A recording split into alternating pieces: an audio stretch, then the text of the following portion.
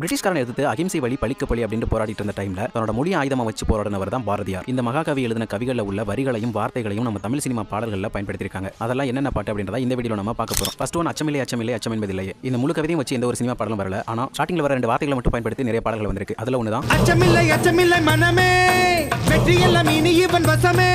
Second one அக்கினி குஞ்சொன்று கண்டேன். இது பாரதியார் அவரோட பாட்டு அப்படின்னு நிறைய பேருக்கு தெரியுதோ இல்லையோ, ஆனா உரியடி படத்தோட சாங் அப்படின்றது. அக்கினி குஞ்சொன்று கண்டேன் அதை அங்கு. தேர்ட் ஒன் மனதில் உறுதி வேண்டும். இந்த முழு கவிதையுமே சிந்து பைரவி படத்துல சினிமா பாடலாம் பயன்படுத்திருக்காங்க. இந்த கவிதையை இப்போ வரைக்குமே நிறைய பள்ளிக்கூடங்கள்ல பிரேயர் சாங்கா பயன்படுத்திட்டு இருக்காங்க.